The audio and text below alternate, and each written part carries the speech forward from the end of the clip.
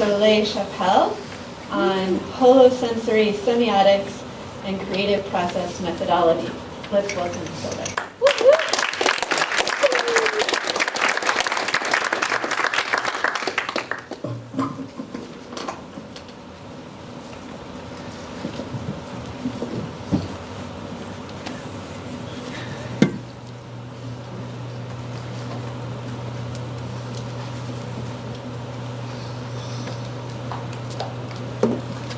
When I begin, it's as if there was a dance waiting for me, coiled up and holding the tension like a spring. I unfold.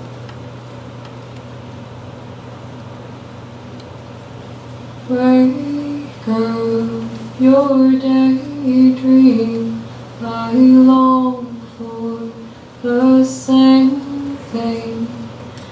Wake up your daydream, I long for the same thing. Open your eyes, you are bright and I am listening. Open your eyes, you are bright and I am listening. It is difficult in describing my internal experience dancing, is that I have a world of information that it feels vast and important. I do not know how to funnel all of it into my vocabulary that selects one word at a time to thread into a line. It's a hologram. By the time I find the right word to begin to describe one facet, the rest of that plane of experience has already dissipated. The whole is there, laughing at or haunting me. Most of my life there has been a schism between the many types of phenomena that I experience and the communication methods that are available to me and accepted in fields such as academia. The example that I have, that I've used of dancing is one that does not fit the generic mold of sense-making. It was not until I began phenomenological writing in a class with Don Johnson that I was able to see my experience distinctly enough to recognize where the split was happening. When I'm constantly trying to bounce my experience off of external symbols that don't quite fit, it becomes next to impossible to see myself clearly. It is for this reason that I chose to come up with a distinguishing term for my cognitive lens. That term is holosensory semiotics. It is both the way of experiencing that feels most authentic to me, as well as the perceptive lens for making and observing art. And that can be tried on by anyone. To practice phenomenology, I would bracket everything besides what I could know firsthand. I found in this process that with patience, the body's knowledge lends itself to collaboration with words and can also generate new language. Not just in words, but in diverse mediums. The body, the house of our experience, speaks through creativity. The reflection from dancing I began with introduced the image of a geometric hologram that ephemerally shifts beyond recognition before words can traverse all of its facets. I may not have had this image of distinct geometric planes without the function of words to separate the senses, thoughts, emotions, intuitions to be examined independently. They need to be separated from experience to be reflected upon, but this action also must be recognized as always leaving something out. Like a hologram, when only one angle is seen, the image of the whole is lost. It is incommunicable and without meaning. When I'm in the moment, at the center of the hologram, the communication between the different facets is how I recognize and sense the meaning of the whole. This image birthed the coining of the term holosensory semiotics. The prefix holo means wholeness. Holosensory refers to the senses intersecting in the whole, including also the mind, intuition, and emotions. Semiotics indicates that this intersected weaving permeates with meaningful communications. Dancer and philosopher Susan Kozel has recognized the recent resurgence of phenomenology as a tool for creative individuals, feminists, cultural critics, and all those who've been made other for seeing through a different lens than the typical Cartesian dualism. Kozel poses the potential for the phenomenological document to not necessarily be written. It could take the form of a dance. I was skeptical at first as to whether the practice and documentation of phenomenology could hold such a broad definition. It was not until I recognized how my own art making had already been a multimedia phenomenology that I found how very possible this could be. Before I go into the bending the form, I'd like to speak to the usefulness of the traditional written phenomenology to dance, bodily experience, and the artistic process. The nonverbal aspect of dance can leave an air of mystery around the dancer's internal experience. Phenomenology is a close-to-the-bone method to communicate what happens in a dance. Paradoxically, it also illuminates how much of the dance cannot be grasped in words, both on the inside of the dancer and from the audience's perspective. Through the process of articulation, the felt gaps between the words and the lived performance experience leave space for ineffable immanence. So let's say that this is a dance. If I were to write a phenomenology of that dance, I could say, my left arm lifts, and I feel the skin over my ribs begin to stretch. My head tips to the right shoulder and then pivots to look at the floor.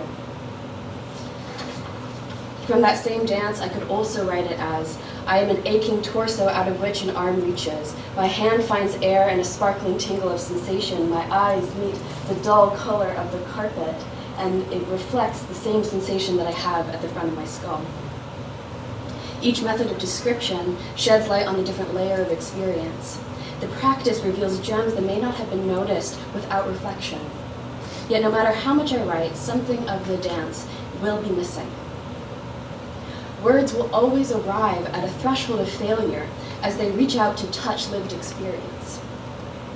Depth psychologist Robert Romanishin states that the role of the researcher is to be a failed poet. He quotes Martin Heidegger, "Within this constellation, where words are like the stars of the soul, the abyss is the depth to which we are led by the suffering of grief over loss."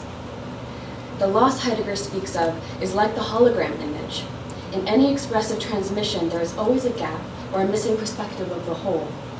To be led by the suffering of loss is to always move deeper into the abyss of what is sensed to be left out. In this mode, the researcher is the poet who fails to capture the image with her words. Her grief can sense the divide between the original inspiration and her art. If she is led by that sensation, it can generate the innovative unfolding of new expressive capacities. To move into the space of the poet's gap, it may produce words, or it may require a shift in medium, a collaboration between mediums, or an entirely new language. Artistic expression may not be optional to communicate from holosensory semiotics if it is the authentic form of reflecting that individual's perception. It is necessary that reflective experience be acknowledged as inherently different than the pre-reflective phenomenon it circumscribes. What's more, the action of reflecting and communicating that reflection does not have a presupposed methodological framework. As a phenomenological lens, holosensory semiotics is what Kozel calls a duet between reflection and pre-reflection, between language and the pre-linguistic, between concepts and the preconceptual. This is the failed poet's duet between the stars of words and the abyss of loss. The spontaneous creation of methods for reflection and communication comes out of holosensory semiotics, but is a process that has a name of its own. I've titled it Sensory Woven Swells. Where Romanishin sees depth from loss in the failed poet, phenomenologist Gaston Bachelard finds the birthing of language in the poetic image. When the poet moves into the space of the abyss, it can create the novelty of the poetic image. Indeed, all language is born from grappling with the pre-reflective experience that resembles the poet's search for metaphor. Bachelard says, in this union through the image of a pure but short-lived subjectivity and reality and a reality which will not necessarily reach its final constitution, the phenomenologist finds a field for countless experiments. Sensory woven swells is a creative process methodology that originates language from experimenting in the fertile grounds of holosensory semiotics. Sensory woven swells and holosensory semiotics are deeply related, but not immediately contingent upon each other. Swells are the types of experiences that compel us into creativity. Examples of swells would be things like the attraction to a particular color, a spontaneous dance that happens in a hallway, or the inexplicable urge to write an opera. Also, it's synchronistic occurrences. Swells are in delight, melancholy, the pull of reverie, and in the invisible hand that draws us in the direction of inspiration. One can be led into the process of sensory woven swells through holosensory semiotics. Conversely, sensory woven swells can be a pathway to gain insight and access to holosensory semiotics for those who do not experience this lens implicitly. Holosensory semiotics is not inherently a creative process, though it can and often does invite creativity. So why did I choose the word swell? In the body, something swells when blood rushes to it. It is eros, connection, creativity, attraction, and allurement. It is injury, the healing journey towards wholeness, the nurturing path of descent and ascent. In the ocean, swells are created by a far-off current, real but distant to present perception. Also, I found in my phenomenological writing that I repeatedly use the word swell to describe the moment right before inspiration hits. Whether swells pull us through pleasurable attraction or lead us like Heidegger's suffering from grief, it can equally feel like you are following something and sensing something that is missing. This is where the woven aspect comes in. The stars of what is known constellate by being woven through vast expanses of uncertainty. Connectivity begins as intimation.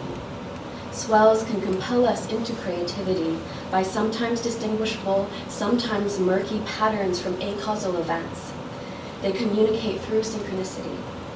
These are not always peak epiphanic experiences. Sometimes, in my own experience, it feels like a low hum of relationship. Where there is synchronicity, there is movement towards healing and psychic wholeness. The deeper we engage swells, the more we uncover a healing impulse through art. There are 3 steps that define sensory woven swells as a creative process methodology. First is to notice and gather instances of swells. Define a method that works for you to collect them, whether that's in a journal or just keeping track of them. Second, engage those swells in creative exploration, and that can be any form of artistic composition or play. Third, call it art. The flippancy of the third step and the openness of the second step is meant to give a sense of easeful play through the often daunting task of creating a piece of art. It also refers to the creative liberty that the contemporary age of art gives us. Today, it's hard to find any externally enforced rules of what art is or is not. I see this as an opportunity to develop unique, individualized methods of expression. The creative process and the product must be distinguished just like reflective and pre-reflective experiences. But this is not based on a criterion that qualifies a work of art. It is simply the choice to bring objective observation to the subjective process. I think of the famous double-slit particle accelerator experiment, where the effect of an observer was shown to collapse a subjective wave into objective matter. Similar effects can be thought of for transitioning from process to product. This transformation can be related to the creative luminosity that Bachelard sees in the poetic image. He says, at the level of the poetic image, the duality of subject and object is iridescent, shimmering. There is still the echo of the process, the interplay between subject and object, reflective and pre-reflective in the presentation of art. I call the art product shimmering residue for this reason. Shimmering Residue is also the title of the performance that I'm showing clips from. I call the art product shimmering residue also to state that the audience is not seeing the original swell that would compel the art into existence. They are seeing the residue it left behind. But that residue is not lesser. It shimmers with a life of its own. The art product has the power to elicit holosensory semiotics in the experience of the observer. Therefore, the process keeps weaving as the expression of one person's perception is offered to the swelling forth of creativity in others. I'm just going to show one more clip.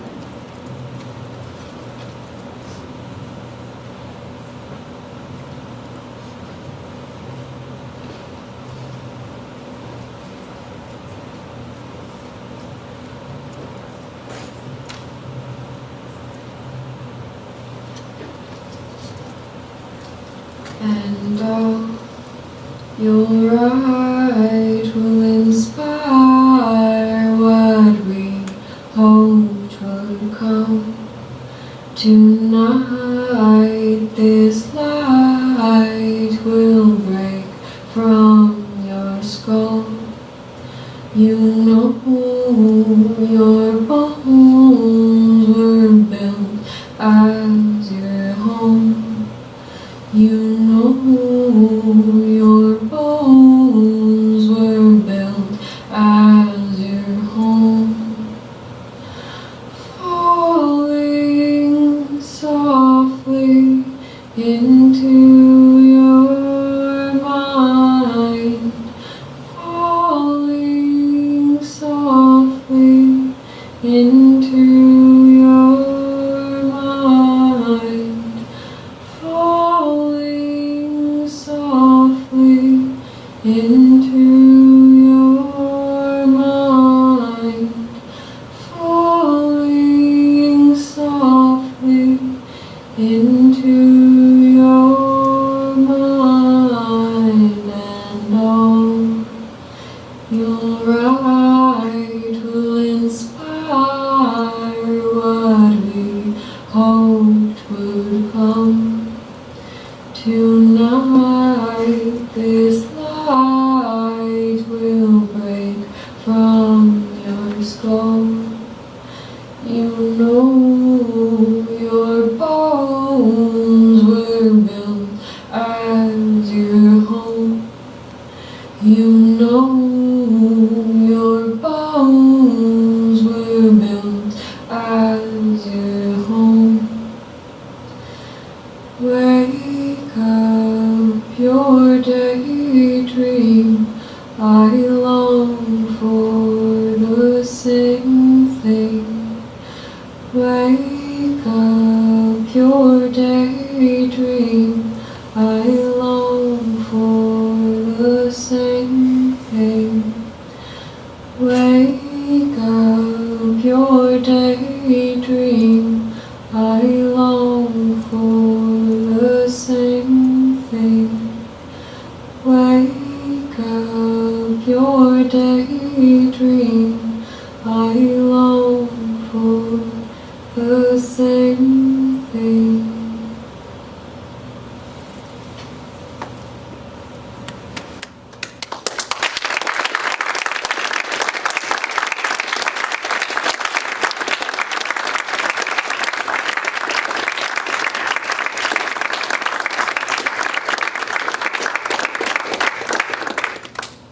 Any questions? Yes, ma'am. Thank you for your beautiful, really articulate presentation. I especially like your bringing up the theme of swelling as a kind of center around which you could focus a lot of insights. And you talked about the swelling of eros and that present moment of inspiration or creativity and so forth. And I was wondering if we also think, and you mentioned the blood coming, and I was wondering what your thoughts would be if you also include the swelling that's involved in when somebody would be, say, swollen with rage, like with anger, or like the swelling of the volcanic eruption that destroys,